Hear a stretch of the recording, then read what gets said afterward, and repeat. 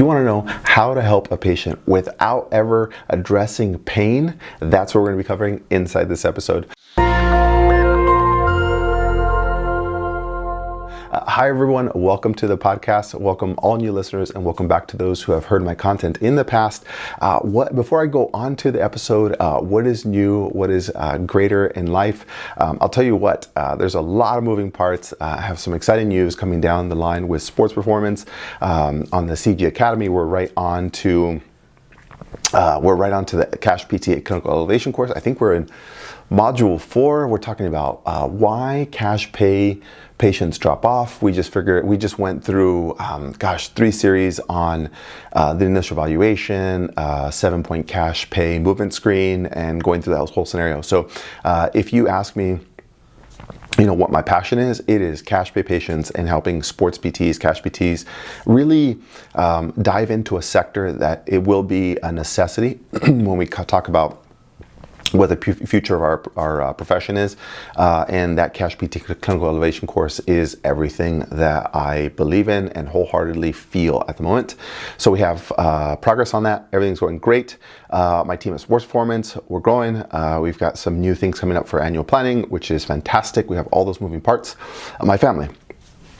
My son Zach is absolutely crushing flag football. I haven't seen him this excited. And here's a fun one. As a parent, you see your kid, you believe in your kid, and when other parents tell you like confirmation of things, it's nice knowing that you're on the right direction and you believe what you see. But this Saturday, Zach has been struggling with playing soccer on a regular basis. He enjoys it, but man, for some reason, like flag football is his thing. So this Saturday, a parent, he was playing great. He was actually like enthusiastic. He was participating, and a parent said, Zach is really coming around, and something to that effect. And another coach said, what did you eat today? So basically, I saw my son participating more, and I think one of the things, I asked him, I said, why'd you try so hard on this one? We're like, what is it? Here was his answer. He says, Dad, we were losing by a lot and I was getting tired of it. So I think they were down 6-0, and he just got frustrated. And he actually put in effort. So I always say that, people, and this goes into today's episode, but people don't change unless they're fearful or frustrated with something. So for instance, Zach was frustrated with losing that bat, so he made that choice. So he had to be able to go to the other side. So good for him. I'm really proud of him. And every stage is a fun stage with kids, but Zach at the 8 years old is a very fun stage. As a dad, I've been waiting for this stage. I've loved every stage until now, but man, I am loving it because he's asking better questions about, Dad, why did these things happen? He's immersed in sports. I see him growing his personality, and it's amazing to watch as a dad. So my other 2 kids are great. Jacob he is bossier than ever. Man, if I had one kid who is the dictator in the family, that would be my son Jacob. He just tells you like it is, no emotion. That was not nice, Dad, or feed me now.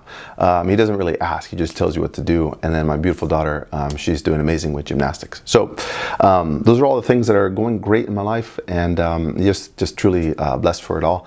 And wherever you are in your personal life, in your professional life, as a sports PT or cash PT, I think I heard this recently, and I think it's very important, especially with by the time you listen to this, it's election week, and there's things moving all over the place with economics, healthcare, personal lives, and all these other things. And I think that the more grounded you are, the more you are in your local economy and just reliant on your family, your local small circle, life is pretty amazing. And I don't think that, a lot of the things external to that really should influence you that much. So I think that you enjoy, your family, your small circle of friends, maybe your work environment, your patients. I think you just get fulfilled by that. And I'm in a zone right now where It's very hard to touch that inner circle from an emotional standpoint. I'm very, very consistent, very, very blessed to have all that. But it's something that's been created. So for a lot of you who feel like there's just a lot going on in your life, one of the things I can highly recommend is just staying in a small circle where you can control and not letting anything else come in. So that's my small tidbit. And that leads me right into the podcast. So the thought process behind this podcast was why do people make the decisions that they do, and how can sports physical therapists, cash pay physical therapists, how can you make a larger impact beyond just pain management? And I'm not even talking about like wellness programs. I'm not talking about strength programs. I'm just talking about how do you help the person in front of you, because that's probably why you got into this profession. So how do you help the recovery process and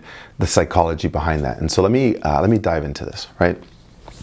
If you were a personal trainer and you had a client come to you and say, I want to come to the gym 5 times a week and I need help. That's fantastic. We can help you get there. How many times were you going to the gym before? 1 time. Okay. So you want to make this leap from 1 to 5. Well, the reality is, if you really understand the psychology of decision making, something big had to happen in their life to make that drastic of a change. And once you understand that, you can better help that customer or that patient or that client, because it's not about weight loss. It's not about going to the gym 5 days a week. The better question is, why did you make this leap from 1 to 5 days a week? And some people don't feel comfortable asking that question, or they don't think it's relevant. It is highly relevant, because what they're asking for is your service. They're asking for your help to get to 5 days. The question is, why choose 5 days? Why not 3? The better thing you can do is ask the better questions so you can get to the root faster. And this is about the psychology of why they make the decision to recover, the decision to go to the gym, the decision to save more, the decision to lose more, all these things. So the question becomes, why did you choose 5 days? Well, I thought that would be consistent. Great. Consistent for what? And they'll probably come up with a root, which might be, I want to lose weight. Great. We can't end it there. So you want to go from 1 to 5 days. Great, to lose weight. How much weight? 10 pounds. How'd you choose 10 pounds? And they're going to eventually come to, I don't know, I just don't feel good about myself. Wow. Now let's have a conversation about that, because now I can help you. But now we have to make long-term, short-term, and mid-term goals in order to get you there. Well, great. Can you give me an idea of what it would take to help you feel good about yourself? Like, were you starting with 5 pounds? 10 pounds, do you want to fit in a certain pair of jeans? You have to get objective. And now let's take that back to a patient, an athlete. And someone says, I want to fix my knee pain. Knee pain, great. What is it stopping you from doing? Going up and down stairs. So the insurance-based PT would say, well, perfect. So that's a goal. Must be able to ascend and descend stairs without assist, and 0 out of 10 knee pain 10 times in a day. That still doesn't solve why they came to you. They came to you because they were having knee pain, and it's interfering with their stairs. Okay, why did you choose stairs out of all things? What's limited? Like, what's so important about going up and down stairs? Oh, I have one of my my grandma lives downstairs with us, and I take care of them. So I want to be able to give back to them. I want to make sure that they're safe, but I have to be able to go up and down stairs. I live on the 2nd floor. They live on the 1st floor. Oh, I see. So my goal here is to be able to help you with not the knee pain, but it's being able to help you care for your grandmother. That's a different conversation. Knee pain is just a segue into how you do business with them, how you help them. But the problem is that insurance has set you up to be focused so heavily on knee pain because that's how you got reimbursed. So as a sports PT, your job is, yes, fix the knee pain, do whatever insurance says, but the right thing to do here is help the person with whatever they need. And the problem is that there's a psychological concept, there's a psychological challenge that made them ask for help to help them with their recovery. Now, you as a physical therapist need to understand that process to support and maximize their recovery. They might be saying knee pain, but what they really mean is caring for the grandmother. And if everything you focus on is knee pain, you're not maximizing what they can do. So the reality and the root is the psychological decision to come to a physical therapist had to come with a fear. You might have heard me in previous episodes talk about people make decisions on fear. The decision to go to the gym is based on the concept of, I don't look good in the mirror. Now, there's many decisions in their brain that's going through that process. Is it that they don't feel good about themselves and they'll never meet a partner? Is it that they're not going to look good for their wedding? Or is it that they're going to die sooner and they don't want that to happen? So there's several reasons why somebody doesn't feel good about themselves. The question is, what is the challenge for them? What's the fear? What's the root driver that made somebody come in and say, I don't feel good about myself and I want to make an impact so I can feel better about myself, so that I can. You have to be able to solve that question. The ending of that sentence is so critical to their recovery and to your results and to your reputation.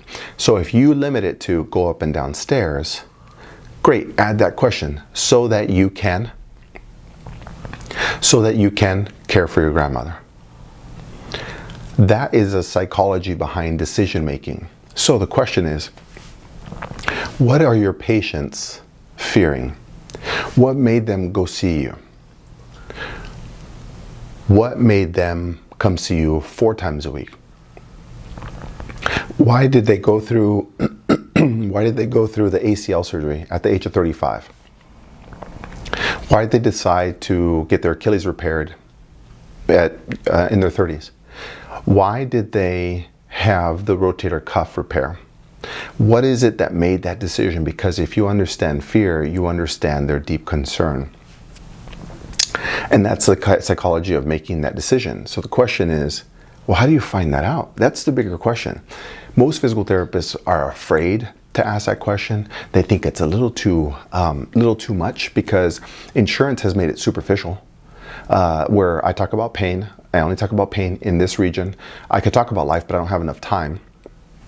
I'm managing 5 other patients. But the real root is, today's modern era patient is Googling, they're YouTubing, they're on AI, they're figuring out their own options and how they can manage their own care. But the reality is they do not have the ability to solve their own problem. The question is, what is the thing that forced them to look for an answer to their current problem? And that's what you don't know, and you have to. And if you don't understand that, you don't understand the psychology of why they're there in front of you. So that psychological decision making is the thing you have to overcome. So you might think, well, why can't I ask, what is it bothering you with? Great. And then so that you can what? The patient's going to be like, wait, what do you mean? It has to make sense in your head. Okay, Mrs. Johnson, I understand it's bothering you with knee pain, but you've probably had knee pain or knee discomfort before, and you were able to go up and down stairs with a little bit of discomfort. What was the final decision that made you come in today? What was the last straw? Would you say, I'm sick and tired of this? What made you come in? Or what made you go to your primary care? What made you reach out to your insurance?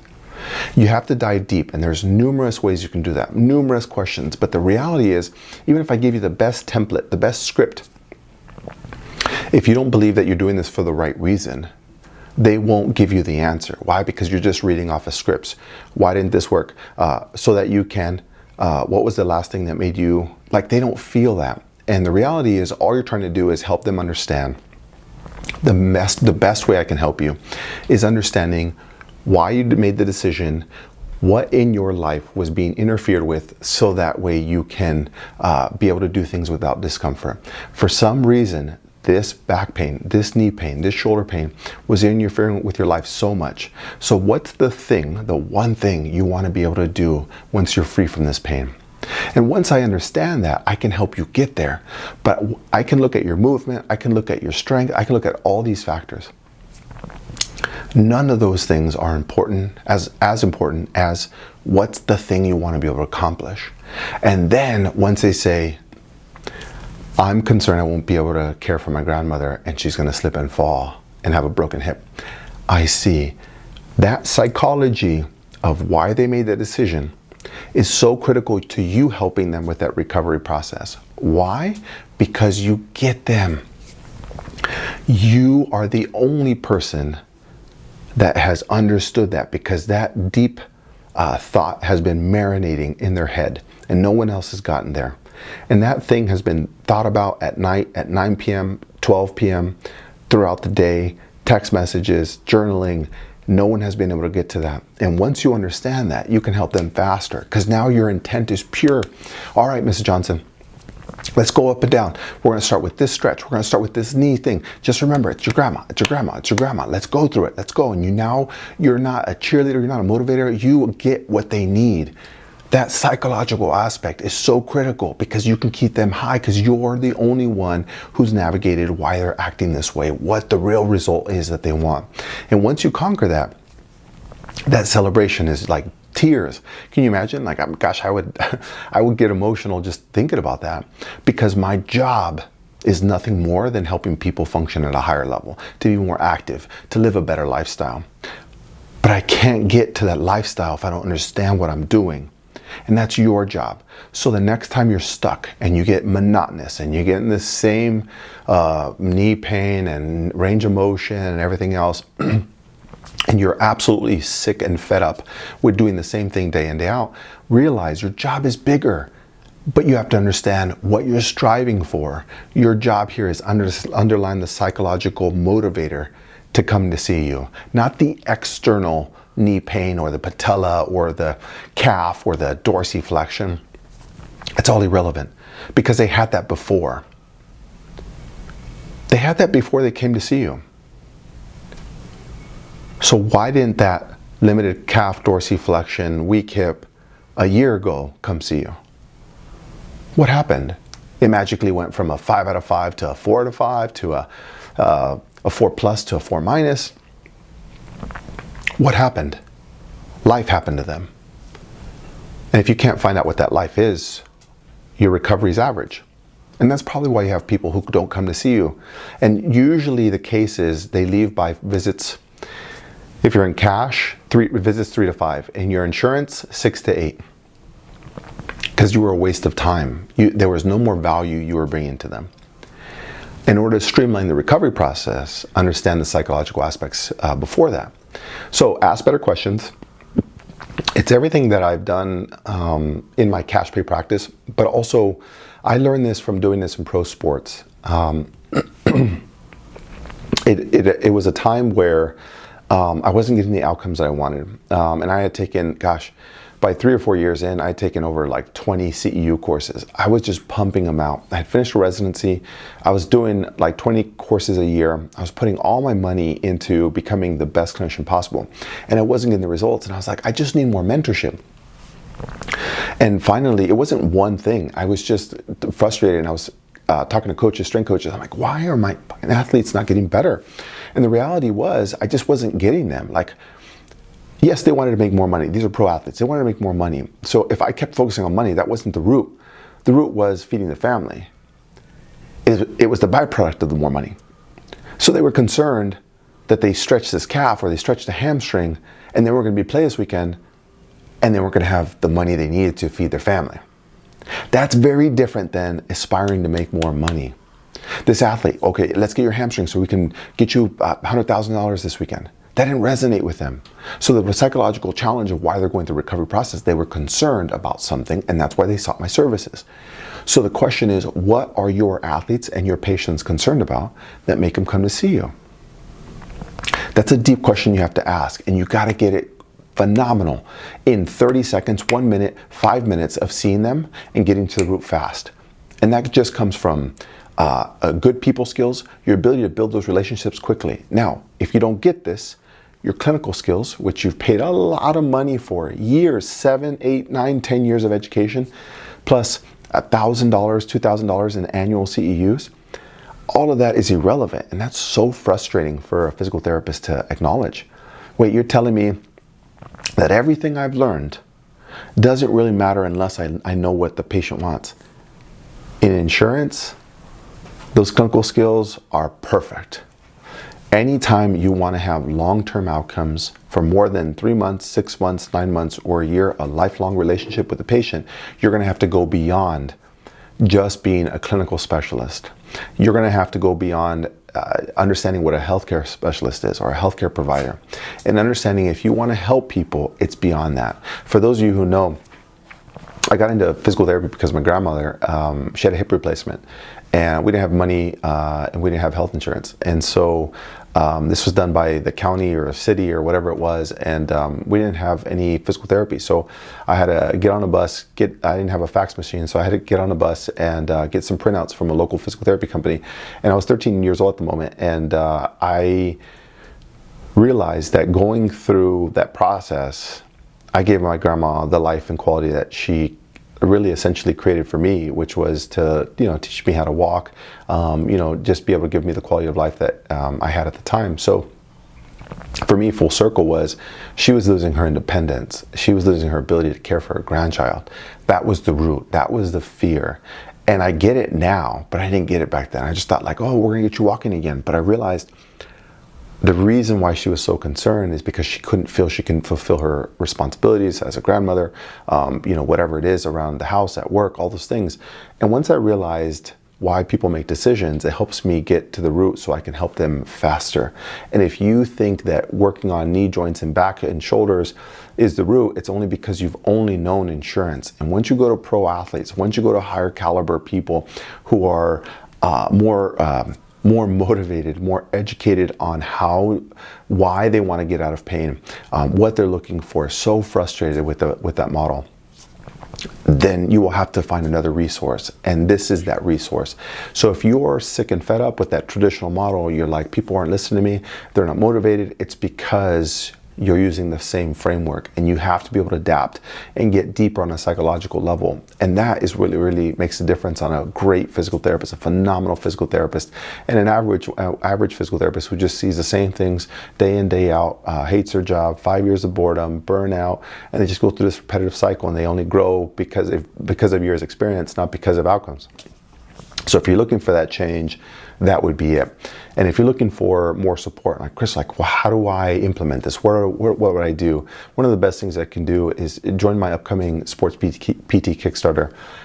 Genuinely, I truly believe that if you're looking for something different, this course is going to be perfect for you. I built it because I wanted to have an impact around the world, not just locally. So it's an 8-week online mentorship course. It goes through everything that I've been able to help PTs with along the spectrum of sports PT, everything from acute injury management to sports rehab to strength conditioning to wellness and all these other things. It's understanding the spectrum, but more understanding the athlete and how you help them along that process versus, what clinical skills am I going to do? Am I going to observe a concussion? Am I going to observe a knee pain or an ACL? Like, all those things are great, and I think you have to have those. But how you service somebody and what they expect across that year, and how you create lifelong customers and work with high-level athletes is a different ballgame. And I think you have to understand that. And that's why I built a course. So if you're looking for a change and that sounds enticing to you, you're like, that's exactly what I'm looking for, or it's just in a different direction that I'm used to, go to my webpage. It's Dr. Chris Garcia /Kickstarter. Sign up, register. You don't love it, just talk to me. You will love every aspect of this. It'll push you in the right direction, a different direction that you're not used to. And, I'm excited to see you in the course, but ultimately, start to process how you see patients' pain a little differently. The question is, you've been in pain before, but why did you come to see me? That psychological process will help you in the recovery of pro athletes, all athletes, and higher level patients. So there you have it. I hope you implement this, put some fire underneath you, and ultimately succeed as a sports or cash pay physical therapist. And there you have it. I will see you guys on the next episode. Take care. Hi, if you found this video helpful, please give it a thumbs up. Don't forget to subscribe and hit the bell notification for my weekly tips on treating cash pay patients, becoming that expert in your community, and thriving in business. Thanks, and I'll see you soon.